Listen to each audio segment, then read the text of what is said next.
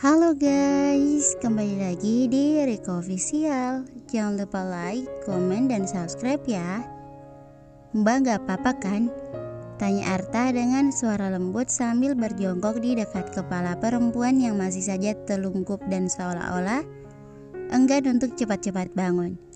Sementara Anya yang masih dalam posisi yang tampak memalukan seperti sekarang ini, telungkup dengan wajah masih menghadap lantai mencoba menjernihkan pikirannya.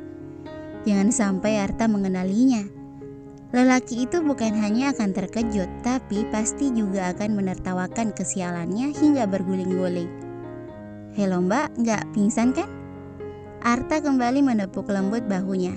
Khawatir Arta mengira dirinya pingsan. Anya perlahan mengangkat satu ibu jarinya, memberi isyarat dan terus berusaha menyembunyikan wajahnya menghadap lantai.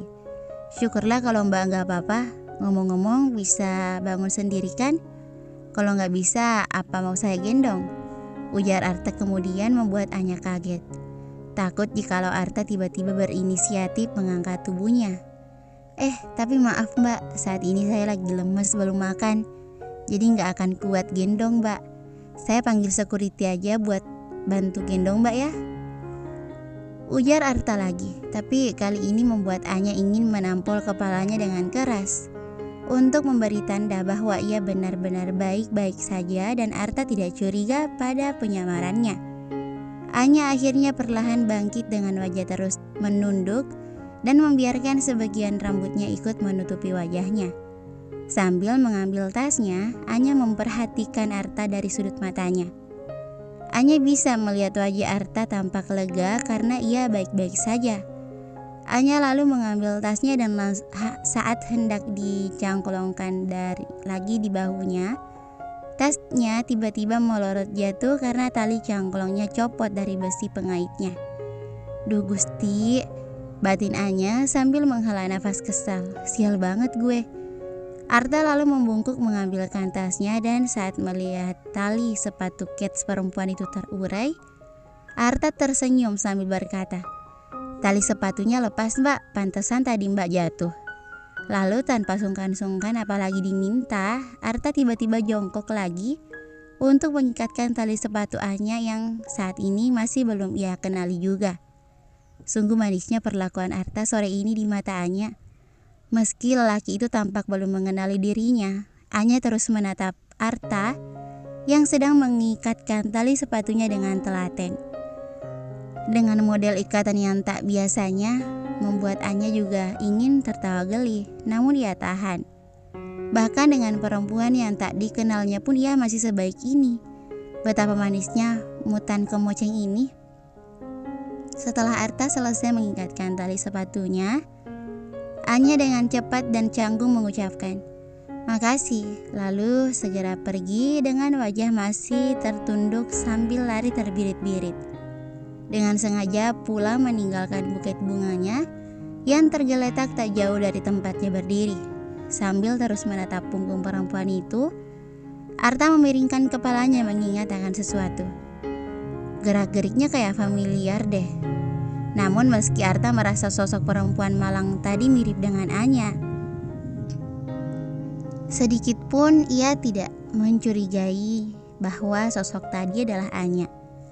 Saat hendak kembali melangkah, Arta melihat buket bunga milik perempuan tadi tergeletak di lantai. Arta memungutnya dan mengejarnya. "Mbak, bunganya ketinggalan." Arta berteriak memanggil sambil mengejar. Tapi perempuan bermasker itu bukannya berhenti malah makin mempercepat larinya hingga tak bisa terkejar oleh Arta. Dengan nafas terengah-engah, Arta berhenti mengejar, menatap buket bunga malang di tangannya. Entah kenapa ia tidak tega membiarkannya begitu saja dibuang. Akhirnya Arta putuskan mengambilnya dan membawanya serta menuju ke tempat yang hendak ia tuju, ruangan atasannya. "Kak Arta," Arini yang baru saja akan pulang tertegun menatap Arta yang baru datang ke ruangannya.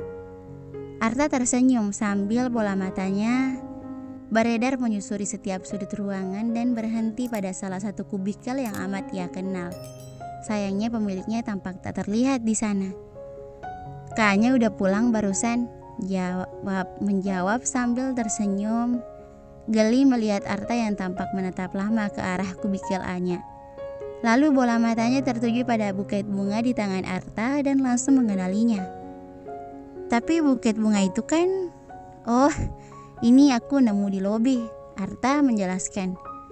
Kak Arta nggak tahu itu buket bunga punya Kak Anya. Tambah Arini membuat Arta tersentak kaget.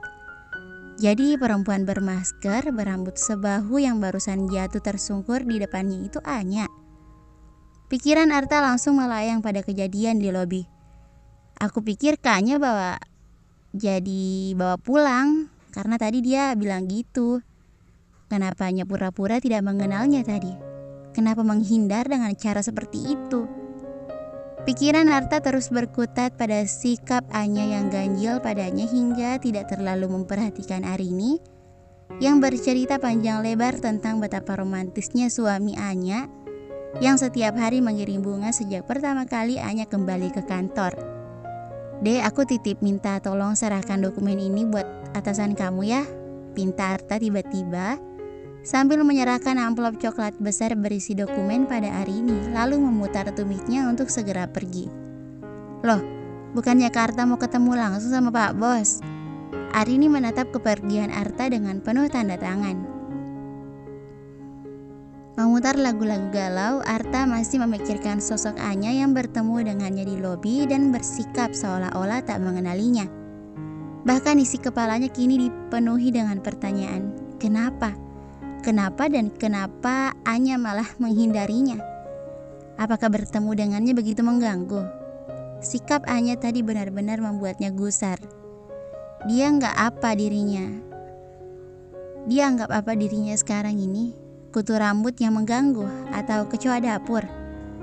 Sudahlah, Arta berteriak melampiaskan rasa kesalnya sambil meremas rambutnya yang ia ikat menyerupai kemoceng. Lalu ponselnya yang ia taruh di dashboard mobil tiba-tiba berdering nyaring. Dari Gita, pacarnya yang manja. Arta lalu menjawabnya dengan mengaktifkan loudspeakernya. Halo Neng. Halo AA, udah sampai mana? Neng sampai kesemutan nih nungguin AA. Terdengar suara khas Gita mengambek.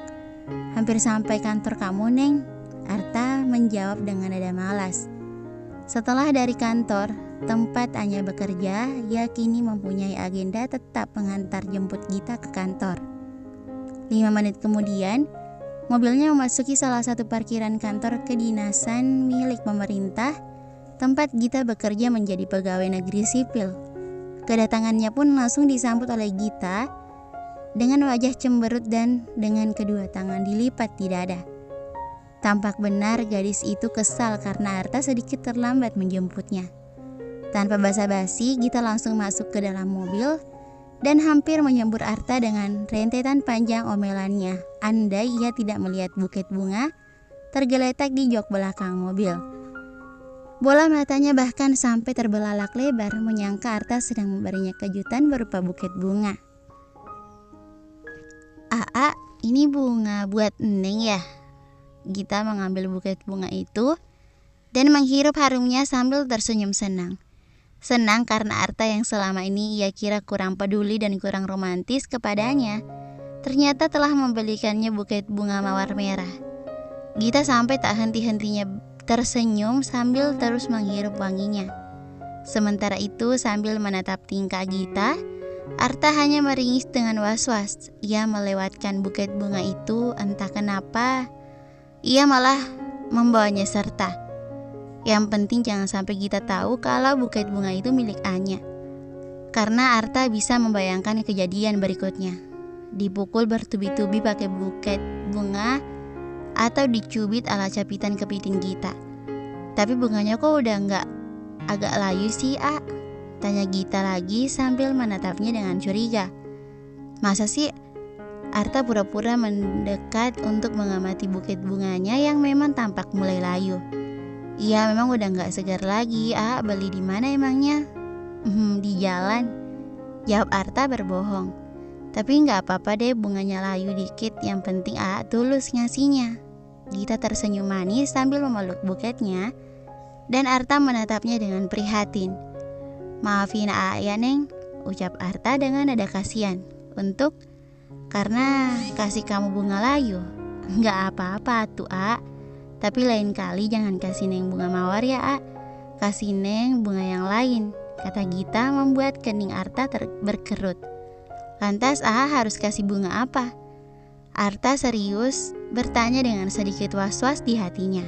Takut kalau bunga yang Gita minta bunga Kamboja yang ada di kuburan. Kasih Neng bunga deposito aja, A, jawab Gita sambil terkekeh geli karena berhasil mengerjai Arta. Bersambung, thank you for watching.